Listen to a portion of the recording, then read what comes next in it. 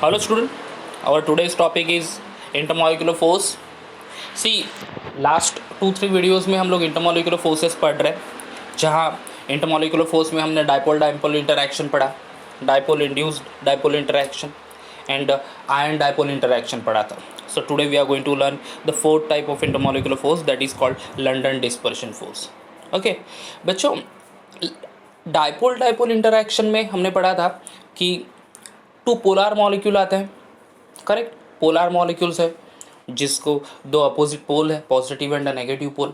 सो two different molecule में से two opposite pole attract together. Correct ना, टू डिफरेंट मॉलिक्यूल में से two opposite pole attract together and in such a way there is a force of attraction exist between the two molecule. That is the concept of dipole dipole interaction. अब ion dipole interaction में क्या था? Ion is there either of cation or anion and it is attracted with the opposite charge pole of the another molecule. जैसे कि example था NaCl and water का, where Na having positive charge. So Na or around the Na or Na plus ion the number of water molecules are revolving. और उसमें भी water molecule में कौन सा एक्चुअली एलिमेंट अट्रैक्ट हो रहा है? Oxygen. Why? Because oxygen have a partial negative charge in a water. So the partially negative charge oxygen attracted towards the positively charged Na plus ions. वहाँ पे भी opposite pole थे. You are getting my point? या ion dipole interaction में भी opposite poles थे, positive and a negative pole. That's why interaction were there. Third one जो था that is dipole induced dipole interaction, जहाँ पे एक पोलर मॉलिक्यूल और दूसरा नॉन पोलर मॉलिक्यूल, मतलब the interaction between polar molecule and non polar molecule. Obviously polar molecule में तो अपोजिट पोल है ही, positive and negative pole. Non polar molecule में कुछ पोल नहीं था, but polar molecule force the non polar molecule to become a polar. Understood ना? Polar molecule force कर रहा है non polar molecule to become a polar and once that non polar molecule gets polarity, force of attraction exert हो रहा है, opposite charge end पर force of attraction exert हो रहा है. अंडरस्टूड? अभी आप तीनों को देख लो, that all the three interaction, dipole dipole interaction, ion dipole interaction and the third one dipole induced dipole interaction, तीनों में अपोजिट पोल्स फॉर्म हो रहे हैं. समहाउ है, ऑलरेडी है, या फिर later on it going to it forms, and that's why the intermolecular force of attraction is exert. Correct ना? But if I'm asking the two atom, if I'm taking two atoms only, अगर मैंने दो atoms ले लिए, atoms are electrically neutral बच्चों. हाँ, remember atoms are electrically neutral, उनको कोई चार्ज नहीं होता. हाँ, क्यों चार्ज नहीं रहता? Because atoms में जितने नंबर ऑफ प्रोटॉन हैं इन द न्यूक्लियस, उतने ही number of electrons revolving around the nucleus. समझ रहे हैं ना? जितने प्रोटॉन हैं उतने ही एटम्स में इलेक्ट्रॉन्स भी होते हैं. ओके, प्रोटॉन को तो पॉजिटिव चार्ज है, इलेक्ट्रॉन को नेगेटिव चार्ज है. जैसे सोडियम का एटॉमिक नंबर प्रोटॉन 11, मतलब उसमें 11 प्रोटॉन और उसी तरह से उसमें 11 इलेक्ट्रॉन हैं. तो 11 पॉजिटिव चार्ज हुए, 11 नेगेटिव चार्ज हुए, तो टोटल न्यूट्रलिटी आ गई वहाँ पे. And the sodium atom is electrically neutral. I am talking about sodium atom. हाँ, अब समझ लो हाइड्रोजन है, तो हाइड्रोजन का सेंटर में एक प्रोटॉन और उसके अराउंड द न्यूक्लियस एक इलेक्ट्रॉन रिवॉल्व कर रहा है, तो 1 positive charge 1 negative charge. Hydrogen is electrically neutral. Correct. अगर हम लोग अभी ऑक्सीजन एटम ले लेते हैं, एटॉमिक नंबर उसका 8. सो 8 electrons in the revolving around the outermost shell and 8 protons in the nucleus. Understood? Proton कितने हैं total? 8, which is present in the nucleus and 8 electrons are revolving around the nucleus. So 8 positive charge, 8 negative charge, electrical neutrality है वहाँ पे. So each and every atom is electrically neutral. Understood? अब वो तो हो गया electrically neutral, और तो फिर दो एटम है हमारे पास. ओके, तो फिर वो एक दूसरे के साथ कैसे आएंगे?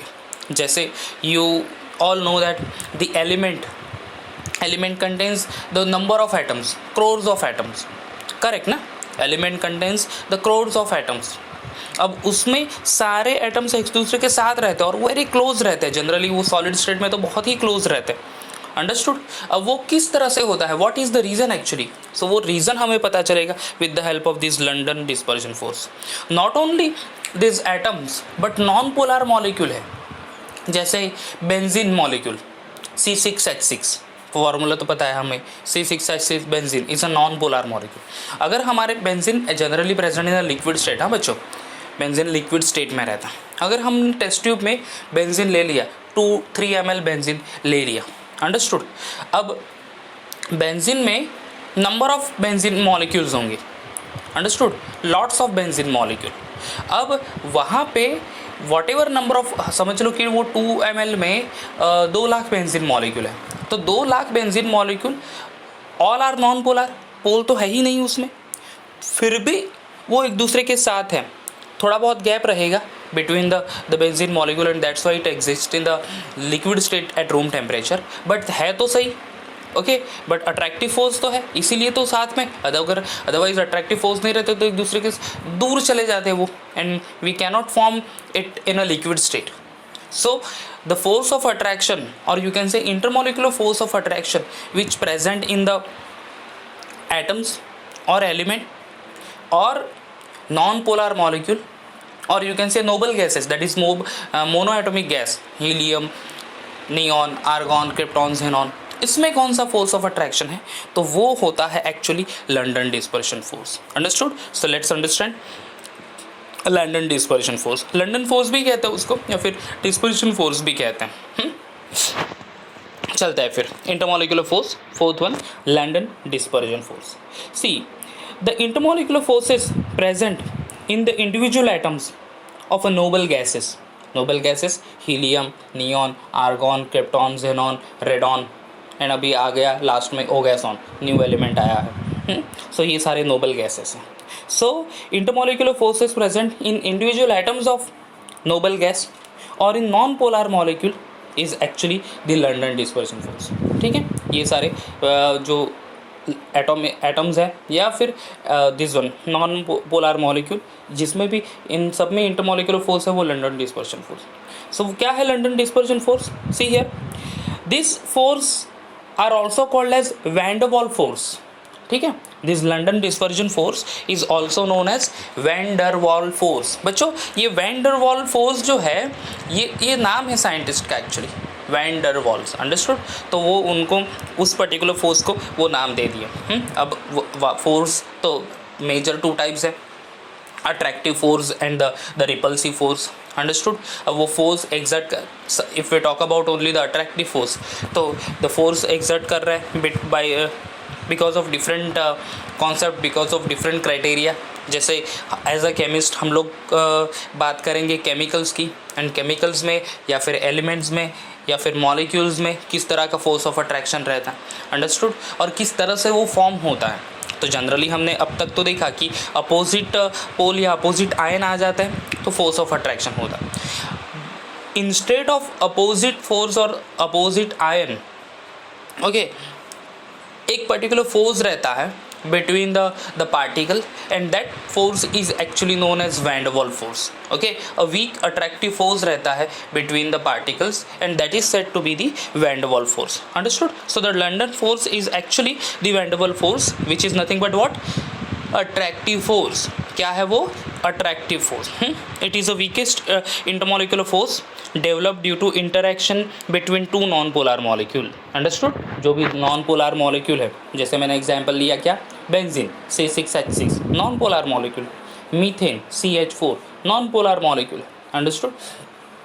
So ये जो non-polar molecule है, so उनमें जो force रहता है that is said to be the van der Waals force, which is a weak intermolecular force, और उसको हम लोग एक्चुअल में या फिर जनरल टर्म में कहेंगे वो वीक अट्रैक्टिव फोर्स है।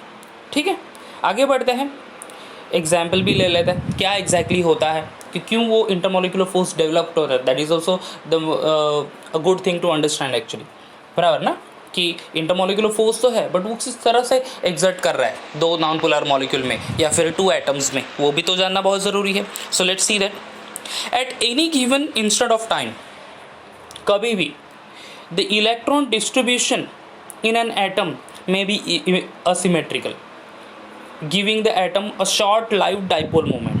Okay, and this momentary dipole on one atom can affect the electron distribution in the neighboring atom and induce momentary dipole in them. और उसके एग्जाम्पल कौन सा है? Oxygen, CO2, N2, halogen, CH4 gas, that is methane gas, noble gases, this are the example. अब ये क्या कह रहा है पैरा पूरा? At any given instead of time the electron distribution in an atom में बी असिमेट्रिक. अंडरस्टूड? देखो, अगर हम लोग एग्जाम्पल ले लेते हैं एटम की, चलो एग्जाम्पल ले लेते हैं ऑक्सीजन गैस, और ऑक्सीजन गैस में है total 2 oxygen atoms. Understood? 2 oxygen atom है ना ऑक्सीजन गैस में. ओके, अब उसमें इसका एक ऑक्सीजन ले लेते हैं पहले, फर्स्ट ऑक्सीजन एटम. अब ऑक्सीजन का atomic number as we discuss earlier कितना है? 8. यानी उसमें प्रोटॉन कितने होंगे? 8, which is situated in the nucleus, and the 8 electrons are revolving around the nucleus. Understood ना? 8 electrons revolving around the nucleus. उसमें out of 8, 2 electrons present in the first shell and the next 6 electron are present in the second shell. वो electron की इसमें revolve कर रहा है. Understood? बच्चों, हम लोग जनरली बोलते हैं कि electrons are revolve around the nucleus in a fix path. एक फिक्स पाथ रहता है, फिक्स रोड है. ओके, और फिक्स डायरेक्शन है वी कैन से, जो जिसमें उस फिक्स रोटेशन में इलेक्ट्रॉन्स रिवॉल्व हो रहा है. जैसे अगर आपने लोअर क्लास में भी 9th में वगैरह एटम का स्ट्रक्चर वगैरह पढ़ा होगा, तो वो एटम का स्ट्रक्चर हमारे सोलार सिस्टम से कोरिलेट किया था, जहाँ पे सेंट्रली सन है एंड फिक्स ऑर्बिट में डिफरेंट प्लैनेट्स आर देयर, और जो प्लैनेट खुद की तरफ और सन की तरफ रिवॉल्व करते हैं. अंडरस्टूड ना? उसी तरह से एटम सेंट्रली न्यूक्लियस है जो कोरिलेट करेगा सन को, एंड फिक्स डायरेक्शन में इलेक्ट्रॉन्स रिवॉल्व करते हैं. Understood? In a different path. Okay, तो वो डिफरेंट प्लैनेटरी पाथ वो यहाँ पे इलेक्ट्रॉन के लिए बताया है. अंडरस्टूड? तो इस तरह से कोरिलेट करता है our solar system and the structure of atom. अब एक्चुअल कॉन्सेप्ट क्या है एटम समझने के लिए कि इलेक्ट्रॉन्स, यो अगर आप हायर क्लास में या फिर हायर स्टडीज़ देखो, 11th स्टैंडर्ड में भी एक चैप्टर है स्ट्रक्चर ऑफ एटम, उसमें हम लोग पढ़ेंगे कि there is no particular direction actually जहाँ पे हम लोग कह सकते हैं कि द इलेक्ट्रॉन्स है. वहाँ पे न्यूक्लियस रहेगा एटम में, and around the nucleus electrons revolve करेंगे. But maximum possibility of availability of electron is said to be electron cloud. बच्चों, समझना है अच्छे से, please listen carefully. The maximum possibility of availability of electron around the nucleus, that is called electron cloud. तो जहाँ पे भी maximum possibility है around the nucleus to present the electrons, उसको कहेंगे इलेक्ट्रॉन क्लाउड. और एक्चुअली ये कॉन्सेप्ट करेक्ट है. Instead of that having the number of electrons revolving around the outer most shell in a fix direction. Understood? तो ये जो electron cloud यानी ज़्यादा से ज़्यादा पॉसिबल हो सकता है एक न्यूक्लियस के साइड में. अंडरस्टूड? अब वो इलेक्ट्रॉन क्लाउड थोड़ा सा शिफ्ट हो गया. इलेक्ट्रॉन क्लाउड यानी ज़्यादा से ज़्यादा इलेक्ट्रॉन अराउंड द न्यूक्लियस, उसको इलेक्ट्रॉन क्लाउड ये वर्ड दिया है केमिस्ट्री में. अब वो इलेक्ट्रॉन क्लाउड हट गया थोड़ा सा न्यूक्लियस से, थोड़ा सा दूर चला गया समहाउ. ओके, तो क्या हो जाएगा? एक सर्कल ड्रॉ करो. आप सर्कल ड्रॉ करना है, सेंट्रली न्यूक्लियस और इलेक्ट्रॉन्स रिवॉल्व हो रहा है. दूसरा एक सर्कल ड्रॉ करो जिसमें सेंट्रली न्यूक्लियस और एक राइट साइड में इलेक्ट्रॉन को रख दो. सारे इलेक्ट्रॉन्स को राइट साइड में रख दो ऑफ एनी पर्टिकुलर एटम. तो क्या हो जाएगा? जस्ट विजुअलाइज द थिंग कि सारे इलेक्ट्रॉन्स एक तरफ आ गए एटम के. तो न्यूक्लियस एक तरफ और इलेक्ट्रॉन्स एक तरफ, उस पूरे सर्कुलर शेप में या फिर ओवल शेप में. अंडरस्टूड ना? न्यूक्लियस एक तरफ रहेगा, लेफ्ट साइड में न्यूक्लियस है, राइट साइड में इलेक्ट्रॉन्स है. इस तरह से चला गया, डिस्टर्बेंस हो गया. अंडरस्टूड? जैसे ही डिस्टर्बेंस हो गया तो वो जो इलेक्ट्रिकल न्यूट्रलिटी थी, जहाँ पे कुछ पोल वगैरह नहीं था, अंडरस्टूड, वहाँ पे भी पोल फॉर्म हो गया in an atom. You are getting my point? In an atom as the electron cloud disturbed or electron means say the rotation of electron is disturbed, what will happen then overall pole whatever जो dipole moment zero थी ये disturb हो गया और वहाँ पे positive and negative pole form हो गया. That is a temporary case only, that is for short time only. Understood. अब शॉर्ट टाइम के लिए तो पोल फॉर्म हो गया for one atom, positive and negative pole. अब वही जो पोलर एटम हो गया और the atom forms a polarity, वो दूसरे को फोर्स करेगा कि भाई तू भी पोलैरिटी फॉर्म कर शॉर्ट टाइम के लिए, ओके, माइक्रो सेकेंड के लिए फॉर एग्जांपल. दूसरा वाला तीसरे को कहेगा भाई तू भी पोलैरिटी फॉर्म कर फॉर द शॉर्ट टाइम. तो ये सारी चीज़ें चलती रहेगी. Okay, polar non polar, polar non polar, polar non polar, ऐसी चीज़ें ही चलती रहेगी. But because of that polarity only intermolecular force of attraction, जिसको कहेंगे हम लोग van der Waals force of attraction, exert हो जाता है between the two atoms. You are getting my point. वापस एक बार समझा देता हूँ, लिसन केयरफुली एवरीवन. हाँ, एटम है इलेक्ट्रिकली न्यूट्रल, करेक्ट. अब एटम का शेप तो जनरली सर्कुलर शेप है, ओवल शेप कह सकते हैं हम लोग. अब आप एक पेन लो, नोटबुक पर एक सेंटर में डॉट रखो और उसके अराउंड एक सर्कल कर लो. That is the structure of atom, जिसमें सेंट्रली न्यूक्लियस और इलेक्ट्रॉन्स रिवॉल्व हो रहे हैं around nucleus in a circular path, fixed path. दूसरा एक सर्कल करो जहाँ पे एक साइड में, जैसे आपके राइट साइड में इलेक्ट्रॉन्स को बता दो सारे, ओके, एंड लेफ्ट साइड के सर्कल के एग्जैक्ट बॉर्डर पे न्यूक्लियस. अब वो डिस्टर्बेंस आने की वजह से in the atom only polarity form हो गई. जहाँ पे न्यूक्लियस है वहाँ पे पॉजिटिव चार्ज दे दो, जहाँ पे इलेक्ट्रॉन्स है वहाँ पे नेगेटिव चार्ज दे दो. अंडरस्टूड. तो पॉजिटिव नेगेटिव हो गया, यानी वो जो एटम जो भी नॉन पोलार था वो पोलार बन गया. You are getting my point? The atom which is non-polar initially become polar for a short time. अब वो polar atom दूसरे atom को भी polar बनाना स्टार्ट करेगा, फिर तीसरे को भी polar बनाना स्टार्ट करेगा. ऐसे होता रहेगा. अगेन एक बार polar बन गया तो नॉन पोलार होगा क्या एटम? ऐसा एक बार हो गया तो वो परमानेंट रहेगा? It is not like that only. Okay, वो नॉन पोलार होगा फिर वापस पोलार होगा. लाइक इस तरह से ये सारी प्रोसेस चलती रहेगी. But during that course only force of attraction तो एग्जर्ट हो रहा है because of that two opposite pole between the atom only. And this force of attraction is known as London dispersion force. Same concept is takes place in the molecule as well. Similar things is takes place in the molecule as well. So कहा है यहाँ पे at any given instant of time the electron distribution in an atom, okay, distribution of electron in an atom may be asymmetric. Understood. जो distribution of electron यानी कैसे, first shell में 2 electron रहते हैं, सेकंड शेल में 8 electron रहते हैं, third shell में 18 इलेक्ट्रॉन, ऐसा कहते हैं हम लोग. तो वो जो डिस्ट्रीब्यूशन है वो डिस्टर्ब हो गया and that's why there is formation of a charge around the nucleus and the electron, and that's why that non-polar atom becomes a polar. Understood? So electron distribution in an atom may be asymmetric, giving the atom a short-lived dipole moment, that is polarity.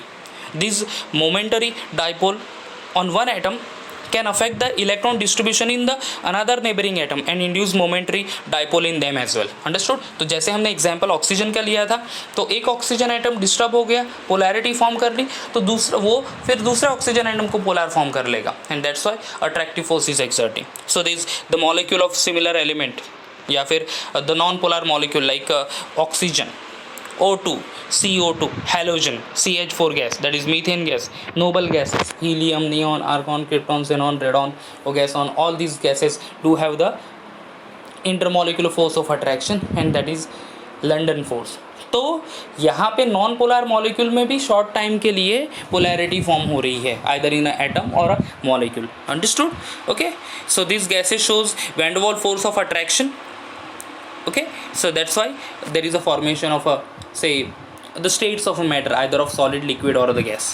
ये तो हो गया for the atom. Same the case with the molecule as well. Two non-polar molecule approach each other. Attractive and repulsive force between their electron and nucleus will leads the distortion in the size of the electron cloud. देखो ये word आ गया electron cloud. That property is known as polarizability. Okay, अगर दो non polar molecule है, देखो molecule है तो एक में रहेगा मॉलिक्यूल्स में, अब समझ लो नॉन पोलर मॉलिक्यूल बेंजीन ही C6H6, अब बेंजीन का न्यूक्लियस होगा, क्योंकि बेंजीन में कार्बन एटम है, हाइड्रोजन एटम, तो सबके न्यूक्लियस और उन सबके इलेक्ट्रॉन्स। उसी तरह से सेकंड बेंजीन एटम, उसमें भी 6 कार्बन 6 हाइड्रोजन, उसमें भी नंबर ऑफ न्यूक्लियस 6 + 6 12 और उसके इलेक्ट्रॉन्स। अंडरस्टूड। अब जो न्यूक्लियस आ जाएंगे 2 मॉलिक्यूल के, या फिर इलेक्ट्रॉन्स एंड इलेक्ट्रॉन्स आ जाएंगे 2 मॉलिक्यूल के। अब ये दो क्या करेंगे, nucleus and this one electrons of the both the molecule forms what? Attractive and repulsive force between them, their electrons. Understood? And nucleus will leads the distortion in the size of the electron cloud. अब वो जो attractive and repulsive force आ गया between the electrons, कैसे आ गया देखो, nucleus of first molecule and nucleus of second molecule, force of attraction होगा या repulsion? Repulsion होगा। Electrons of first molecule and electrons of second molecule of benzene, force of repulsion only. Nucleus of first molecule, okay, nucleus of first molecule and electrons of second molecule, क्या होगा? Force of attraction. Nucleus of second molecule and electrons of first molecule, what will be there? Force of attraction. समझ रहे? Can I repeat? देखो, nucleus of first molecule and nucleus of second molecule, force of repulsion. Electrons of first molecule, electrons of second molecule, force of repulsion. Nucleus of first molecule, electrons of second molecule, force of attraction. Nucleus of second molecule, electrons of first molecule, force of attraction.